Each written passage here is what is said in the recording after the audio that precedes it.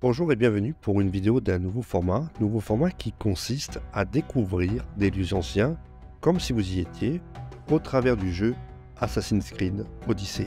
Pour cette première promenade, je vous propose donc Athènes en l'année 346 avant Jésus-Christ, Athènes avec son acropole et son majestueux Parthénon entre autres.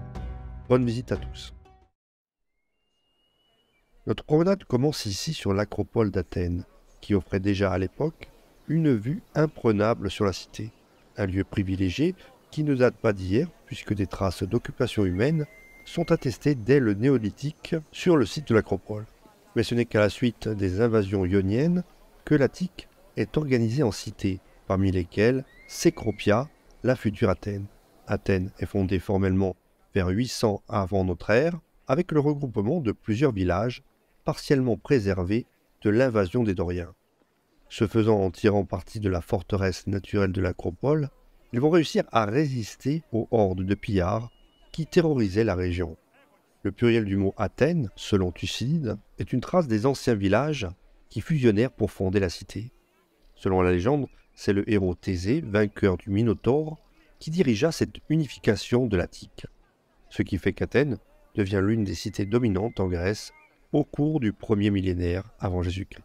Son âge d'or étant atteint sous Périclès au 5e siècle avant Jésus-Christ, où sa domination est à la fois politique, financière, militaire et culturelle. C'est à cette époque qu'Athènes est qualifiée pour la première fois, selon Isocrate, de capitale de la Grèce. Et nous voici donc juste au pied des fameux propylées d'Athènes. Les propylées qui sont le monument constituant l'entrée principale de l'acropole d'Athènes. Construite en marbre pentélique, c'est-à-dire un marbre blanc pur, la porte avait un bâtiment central avec 5 portes et elle marquait la fin de la voie sacrée entre l'acropole et le sanctuaire d'Éleusis. Faisant partie du plan de l'homme d'État Périclès pour orner l'acropole de monuments magnifiques, la construction des portes a commencé en 437 avant Jésus-Christ sous la supervision de Phidias ou de Mnésiclès. Cependant, le début de la guerre du Péloponnèse en 431 avant Jésus-Christ a entraîné la suspension des travaux. En conséquence, seul le bâtiment principal, qui comportait des colonnes doriques et ioniques, a été achevé. Le sanctuaire de l'acropole était en fait une citadelle massive au centre d'Athènes. Parmi les monuments remarquables construits en marbre naxien figurent le Parthénon, la statue d'Athéna et l'érection. C'est également le point d'arrivée de la voie sacrée qui reliait l'acropole au sanctuaire d'Éleusis.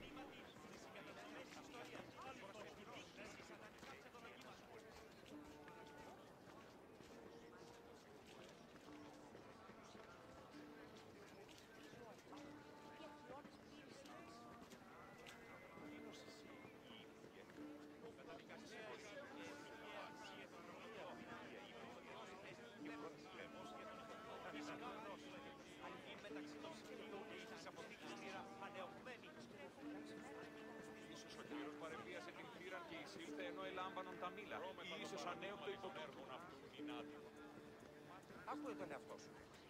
Ναι, τι είπε τούτο. Η τραγωδία κινείται μεταξύ τριών μαθητικών και La maison des prêtres était un bâtiment situé sur le côté ouest du sanctuaire de l'acropole. Situé tout près des propylées, la maison des prêtres était justement utilisée par des prêtres aux jours spécifiques du calendrier religieux pour accomplir des rituels.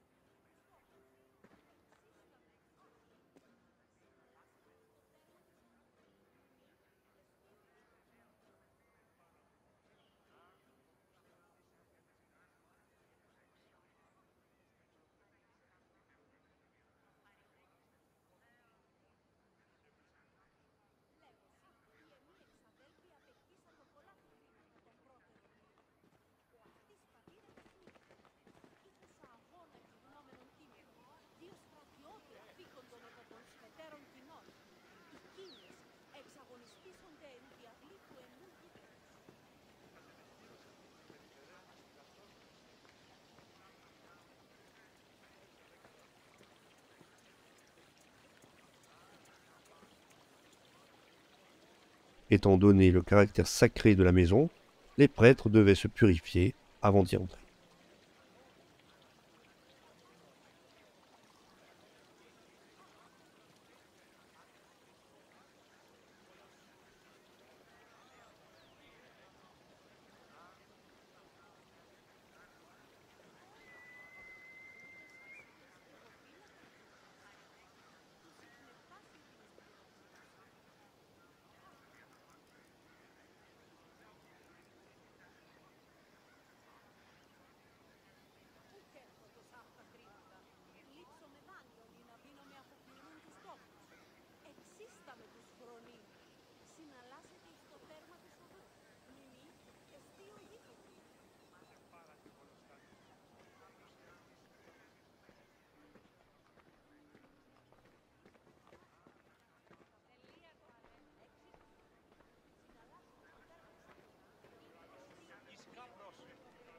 La statue d'Athéna, également connue sous le nom d'Athéna Promachos, était une sculpture colossale en bronze d'Athéna, la déesse protectrice d'Athènes, qui se dressait à l'extérieur du Parthénon sur l'acropole au cours du 5e siècle avant Jésus-Christ.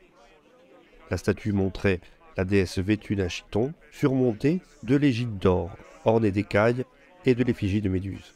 Sur sa tête, elle porte un grand casque surmonté d'un pégase, de part et d'autre d'un griffon.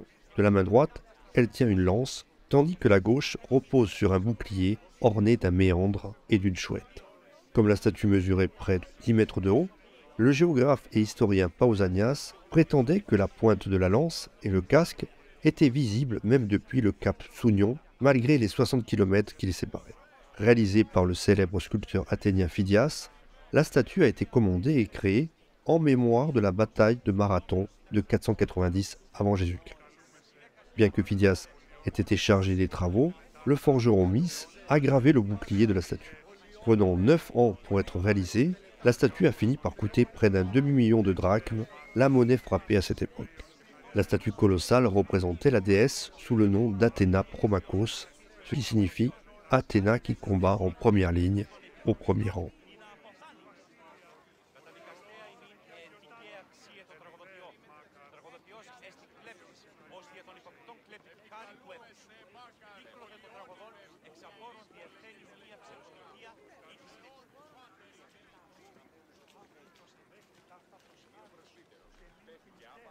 Comme vous pouvez le constater, les travaux sont omniprésents sur l'acropole. On estime généralement que les travaux de réaménagement de l'acropole ont eu lieu en 3 temps, 3 générations.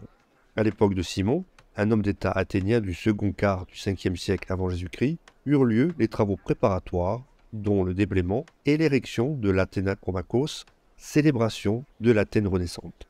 La génération suivante, celle de Périclès, dans le 3e quart du 5e siècle avant Jésus-Christ, érigea le Parthénon et les nouveaux propylées, symboles de l'Athènes triomphante. Cependant, il est probable que le programme de construction et de reconstruction sur l'acropole, attribué à Périclès, fut au moins en partie envisagé, voire préparé par Simon. Enfin, à la fin du siècle, du temps de Nicias, les travaux s'achevèrent avec les Érectéions et le temple d'Athéna-Niké. Et nous voici dans le Téménos d'Athéna Erganée, c'est-à-dire le sanctuaire d'Athéna ouvrière, qui recevait les offrandes consacrées par les ouvriers et les femmes sur le produit de leur travail, tout comme les paysans offraient les prémices de leur récolte. On va faire quelques pas vers une statue qui représente en fait la déesse Artémis et qui fait partie du Broroneion, qui était un sanctuaire dédié à la déesse Artémis Broronien. Construit sous le règne du tyran Pisistrate, le sanctuaire était situé entre les propylées et la calcothèque et consistait en un portique et une statue en bois d'Artémis accompagnée d'une biche. La statue a ensuite été remplacée par une statue en marbre réalisée par le célèbre sculpteur Praxitèle. Artémis était la protectrice des femmes pendant la grossesse et l'accouchement, et elle avait son principal sanctuaire à Broron, sur la côte est de l'Attique, d'où son nom d'Artémis Broronia. Les femmes qui demandaient l'aide d'Artémis lui consacraient habituellement des vêtements qui étaient drapés autour de la statue. Utilisé jusqu'au IVe siècle, le temple aurait été fermé lors de la persécution des païens à la fin de l'Empire romain, lorsque les empereurs chrétiens ont publié des décrets interdisant les autres cultes. On va se rendre maintenant vers le monument que vous attendez tous. Il s'agit bien évidemment du fameux Parthénon, également appelé temple d'Athéna, dédié justement à la déesse Athéna, déesse patronne d'Athènes.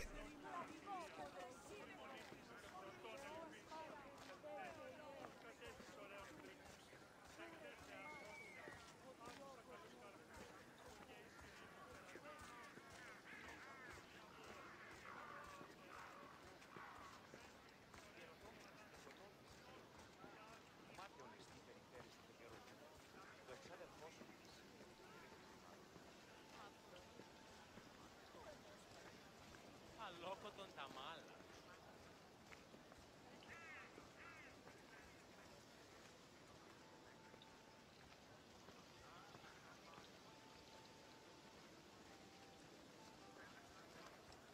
Construit en marbre blanc, le temple était connu pour abriter la statue massive d'Athéna réalisée par le célèbre sculpteur Phidias.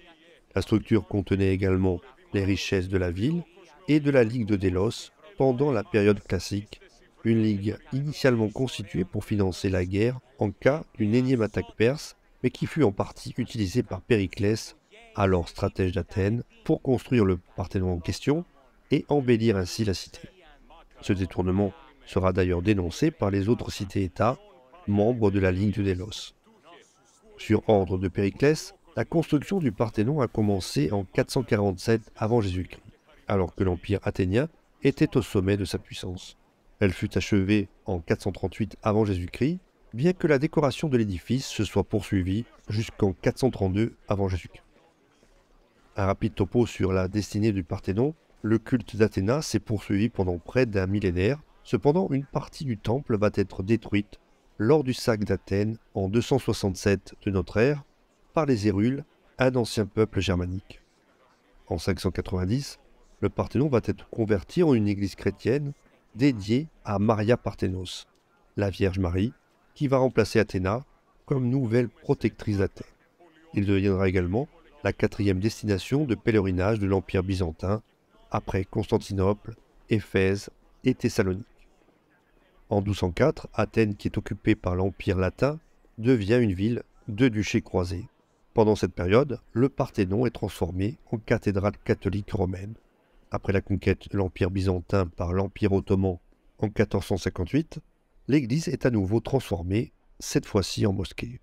En 1683, la Grande Guerre turque éclate entre l'Empire ottoman et la Sainte Ligue, organisée par le pape. Le Parthénon est rapidement transformé en entrepôt de poudre à canon.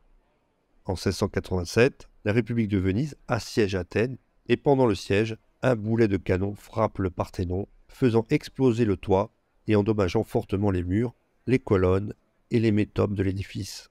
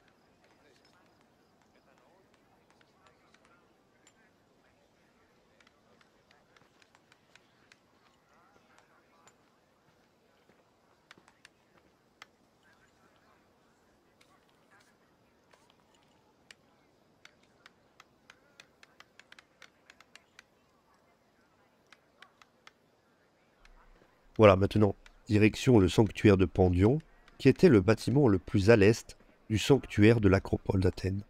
Ce petit sanctuaire était dédié au héros mythique athénien Pandion, cinquième roi légendaire d'Athènes, et abritait, comme vous pouvez le constater, une statue de ce dernier.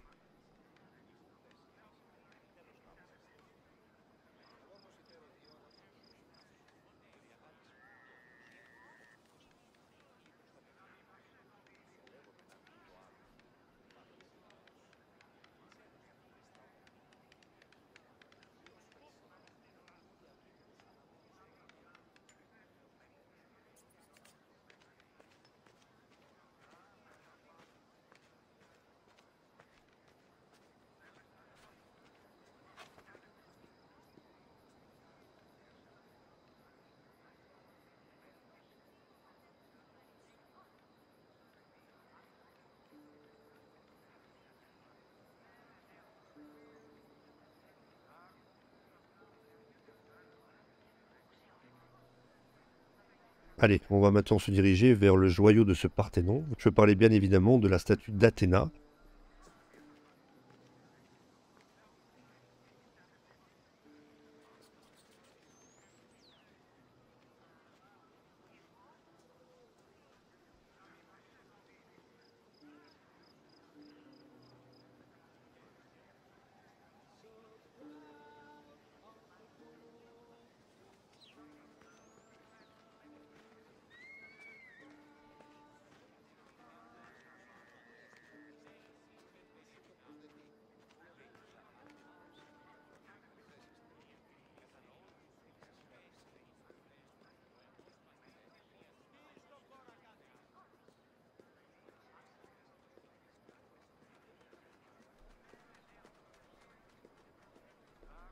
Et voici la fameuse Athéna Parthénos, qui était une sculpture massive, chryséléphantine, de la déesse grecque Athéna, installée donc dans le Parthénon. Elle était considérée comme l'une des plus grandes réalisations du sculpteur Phidias. Haute d'environ 11,50 m, la statue reprenait des canons esthétiques anciens, péplos ou coiffures, mais proposait des innovations, notamment pour ce qui est de la position des jambes. Elle était casquée et tenait un grand bouclier rond et une lance posée au sol à sa gauche, à côté de son serpent sacré. Vêtements, bijoux, accessoires et même base de la statue étaient décorés principalement avec le motif du serpent et de la gorgone. Le bouclier portait à l'intérieur une gigantomachie et sur l'extérieur, le décor le plus connu et le plus reproduit, un combat d'Amazone. La statue disparut à un moment mal déterminé du premier millénaire. Plusieurs répliques et œuvres s'inspirent de l'original. Il est très probable que la statue ait été réalisée en pièces détachées, peut-être montée une première fois dans l'atelier, puis démontée, déplacée vers le Parthénon après l'achèvement de celui-ci et installée à sa place définitive. Les comptes qui subsistent permettent d'évaluer le coût de l'œuvre à 704 talents, soit l'équivalent de 200 trières, la base de la puissance navale de la cité. La statue était cependant considérée comme une réserve financière ultime, l'or la décorant, pouvant être fondu si nécessaire. Selon les divers auteurs antiques, le poids d'or utilisé aurait été entre 40 et 50 talents, soit un peu plus d'une tonne d'or. À titre de comparaison, le tribut annuel des alliés de la Ligue de Délos s'élevait à l'époque à 28 talents. Dans un autre ordre d'idée, cet or aurait représenté pour la cité d'Athènes plus d'1 an de salaire de 10 000 ouvriers qualifiés, plus d'1 an de solde pour 10 000 hoplites ou 10 000 rameurs de la flotte de guerre. En revanche, la quantité et le coût de l'ivoire sont plus difficiles à déterminer. Il en fallut pour le visage, les bras et les pieds de la statue, ainsi que pour la tête de la gorgone sur la poitrine de la déesse. Il est moins certain que de l'ivoire ait pu être utilisé pour les écailles du serpent. Sur une inscription de 440-439 avant Jésus-Christ, est enregistré l'achat d'une quantité inconnue d'ivoire d'éléphant pour la somme de 24 talents et 743 drachmes d'argent. Il est cependant difficile de savoir s'il s'agissait de l'intégralité du matériau nécessaire.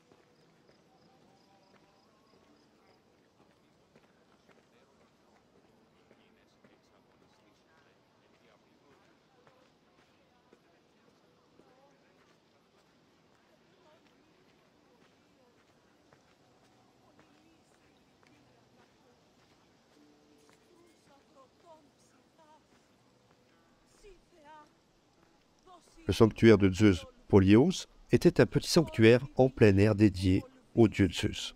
Situé à l'est de l'Érectéion, le sanctuaire était construit vers 500 avant notre ère. Dédié à Zeus Polios, protecteur de la cité, pour son rôle de juge entre la déesse Athéna et le dieu Poséidon, le sanctuaire abritait en plus de la statue du dieu les statues d'animaux sacrés pour lui, l'aigle et le bœuf.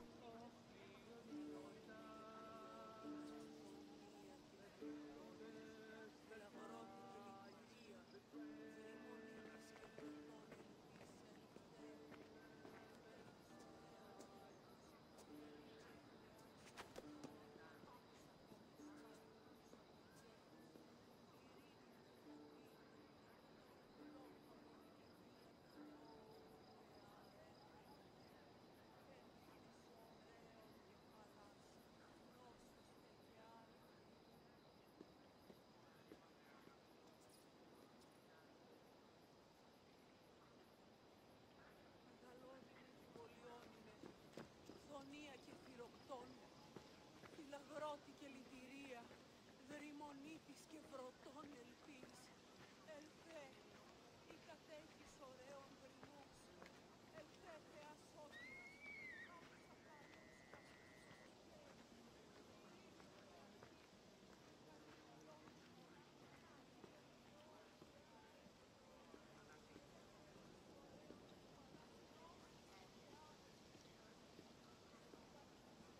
Le sanctuaire était également le lieu du principal rituel de Zeus Polyios, les bouffonies, une fête étrange où un bœuf était sacrifié et où ensuite l'arme utilisée pour le sacrifice était jugée puis reconnue coupable du meurtre de l'animal.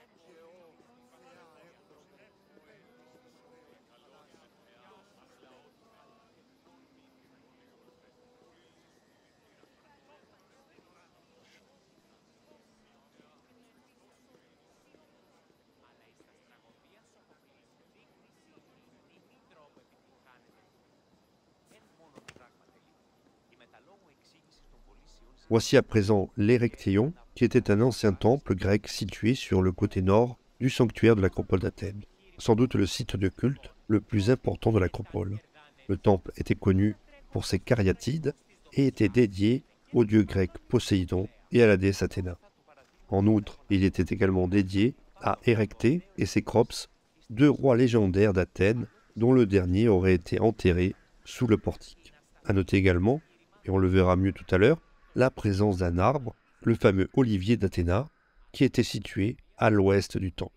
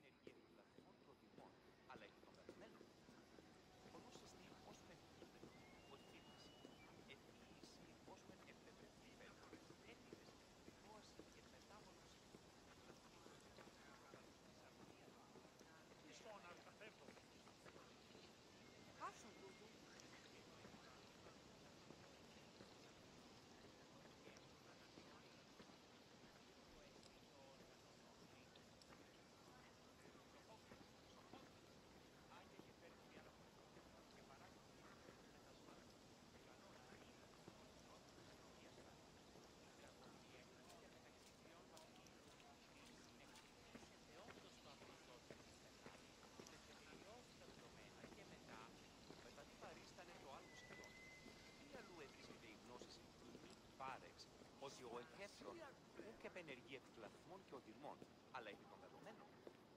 Πολλούς εστί ως περικύπερα, ο ευτύπηση.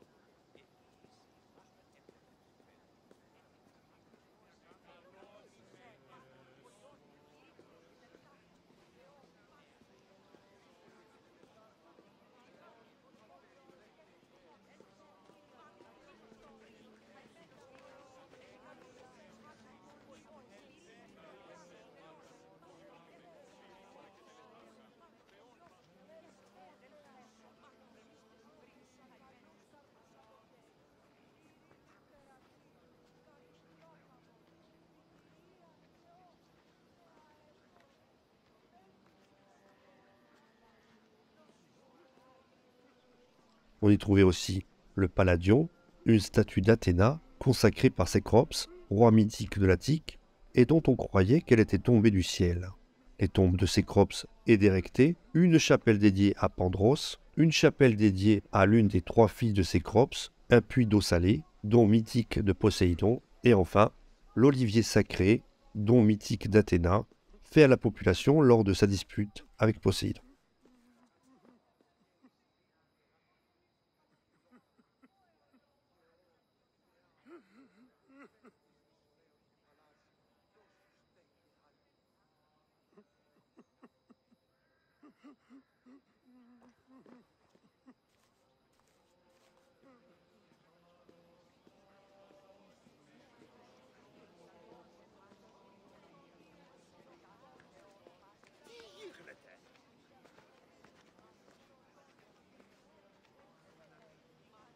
Επικαλούμεσαι, Μάκαρ, Πολιόνιμε, Πυρίπολε και Τελετάρχα, Θεόν, Πάτερ, Ιδέ και Ιέ, Σκυπτούχε, Κούρε Δημάτορ, Βοτριόκος με οδηγέ των κομμών, Ελθέ, Μάκαρ, μίστε Ιβρίων και χαρημένος εή. Nous voici en présence de l'autel d'Athéna, qui est un lieu de culte dédié, comme son nom l'indique, à Athéna. Un autel de plus ou moins 15 mètres de large, qui est à la fois un territoire sacré, un lien entre les hommes et la déesse qui protège ceux qui s'y réfugient, et le lieu de sacrifice majeur, notamment lors de la fête des Panathénées, pendant laquelle de très nombreux bœufs sont égorgés sur l'autel.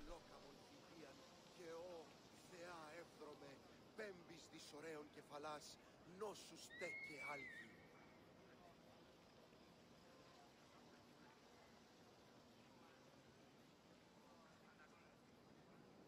Επικαλούμεσαι, Μάκαρ Πολιόνιμε, Πυρίπολε και Τελετάρχα, Θεόν, Πάτερ, Ιδέ και Ιέ. Difficile d'échapper au fameux portique des Cariatides que l'on peut encore voir de nos jours, où 6 statues de jeunes filles drapées servent de colonnes supportant l'entablement. Le temple est construit sur une pente de sorte que les côtés nord et ouest sont situés environ 3 mètres plus bas que les côtés sud et est. Le nom de Cariatides leur a été attribué secondairement. On les appelait auparavant simplement jeunes filles, en grec choré. Plusieurs interprétations ont été proposées. Il pourrait s'agir des jeunes filles de Laconie qui dansaient chaque année en l'honneur d'Artémis Cariatis, ou bien les coéphores de Cécrops, en l'occurrence des personnes chargées d'apporter les offrandes aux morts. D'après l'architecte romain Vitruve, leur nom viendrait de la ville de Carie, une ville qui s'était alliée aux Perses lors de l'invasion et dont ses habitants furent exterminés par les autres Grecs, leurs femmes étant réduites en esclavage et condamnées à porter les plus longs fardeaux. Mais cette explication n'est actuellement pas retenue, ce motif architectural étant déjà répandu à l'époque, par exemple sur le trésor ctésiphonien à Delphes.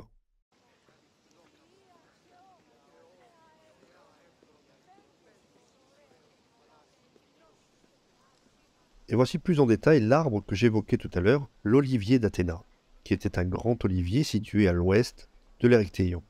Un arbre qui aurait poussé lorsque la déesse Athéna aurait frappé le sol avec sa lance.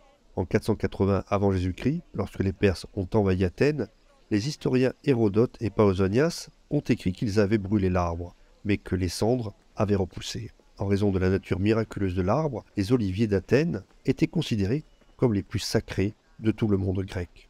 L'olivier d'Athéna était l'exemple primordial des moriailles, des oliviers à signification religieuse qui étaient la propriété de l'État. L'olivier d'Athéna était également considéré comme l'ancêtre de tous les oliviers de Grèce.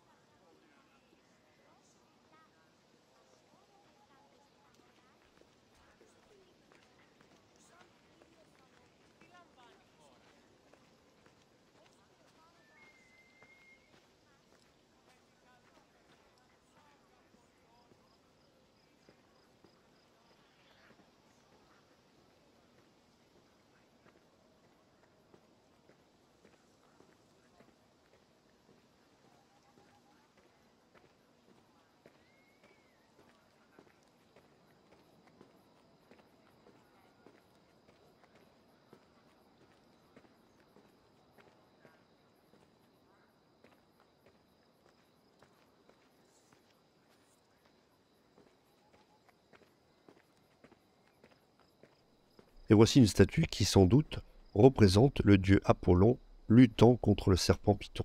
Dans la mythologie grecque, Python était un dragon, fils de Gaïa, la terre, ou bien d'Héra, selon les traditions. Python veillait sur l'oracle de Delphes, et lorsque Apollon tua ce dernier, il se rendit ainsi maître de l'oracle, qui dès lors fut nommé Pythie. Ce mythe est relaté en détail dans les hymnes homériques, dans l'hymne 3, dédié à Apollon. Au IIe siècle, Pausanias le Périégète rapporte une légende selon laquelle Apollon, pour se purifier de la souillure religieuse liée au sang versé après le meurtre de Python, se rendit en Crète, à Tara, où il fut purifié par le prêtre Carmanor. Pour apaiser la colère de Gaïa, Apollon créa en retour les jeux pythiques. Macrobe, dans les Saturnales, écrit que Python pourchassa sur l'ordre d'Héra Leto, la mère d'Apollon, lorsqu'elle était enceinte du dieu et de sa jumelle Artémis. C'est la raison pour laquelle Apollon tua Python avec des flèches que lui avait données Zeus, son père.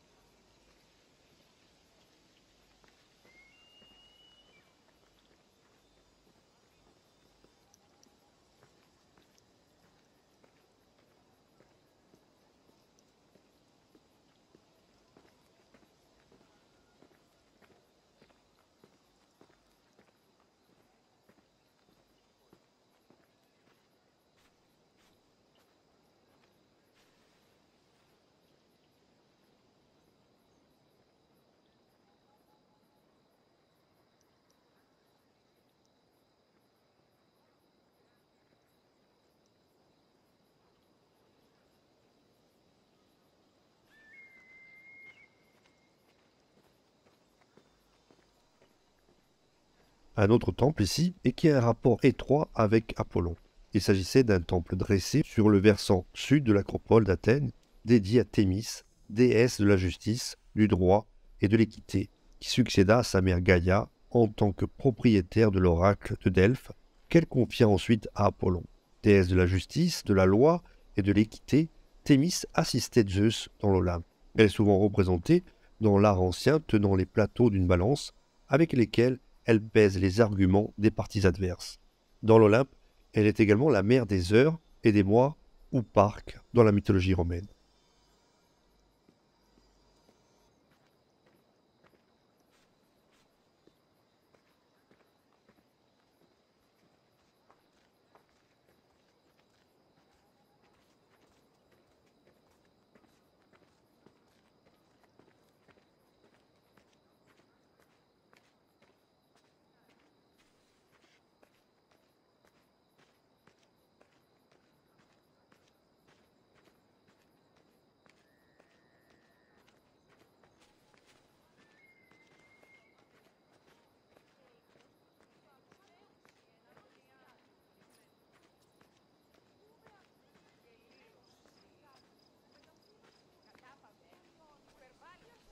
Un autre temple, décidément, celui-ci étant dédié à Asclépios, dieu de la médecine, dont le culte a été importé d'Épidore à Athènes après 420 avant Jésus-Christ.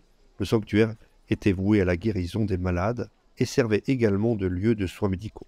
Le sanctuaire présente une clôture carrée, un temple et un portique d'ordre dorique de 50 mètres de long, composé d'une galerie double séparée par une rangée de colonnes construites au IVe siècle avant Jésus-Christ. Par la suite, le noyau de l'Asclépion a été intégré à une basilique paléochrétienne. Le portique comportait une grotte, plus tard convertie en chapelle chrétienne, avec une source encore considérée comme curative.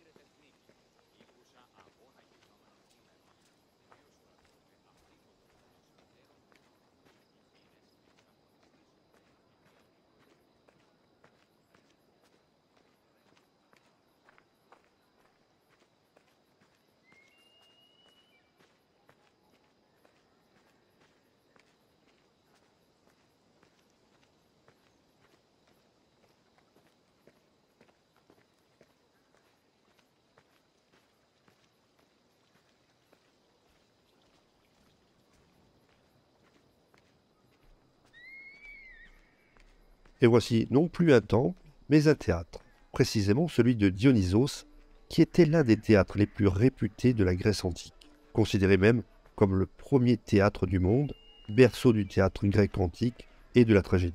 Il est exactement situé sur le versant sud-est de l'acropole d'Athènes. Le théâtre doit son nom à Dionysos, dieu du vin. Les grandes fêtes des Dionysies s'y tenaient chaque année en son honneur. Il s'agissait initialement de chants rituels, de danses et de sacrifices rituels résultant de représentations théâtrales. C'est là que furent créées les célèbres tragédies classiques d'Échille, Sophocle et Euripide. Le théâtre remonte au 5e siècle avant Jésus-Christ. Au début, il comportait juste une orchestra en terre battue et une scène construite en bois, les spectateurs prenant place sur la pente naturelle du lieu. Vers 420 avant Jésus-Christ furent construits des gradins en bois. La construction en pierre, que l'on peut admirer aujourd'hui, fut aménagée sous Lycurgue entre 338 et 326 avant Jésus-Christ. les gradins de pierre remplaçant ceux de bois.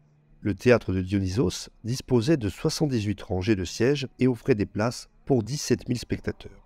La première rangée de sièges était composée de 67 sièges en marbre à dossier réservés aux différents dignitaires magistrats. Personnages de distinction, arbitres du concours, c'est ce que l'on appelle la proédrie, c'est-à-dire réserver le premier rang, voire plusieurs rangs même, à des personnalités lors d'événements divers, jeux, concours, représentations scéniques.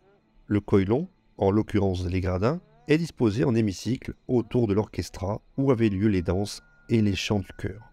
Au milieu de l'orchestra était placé un autel sur lequel les victimes étaient présentées aux dieux.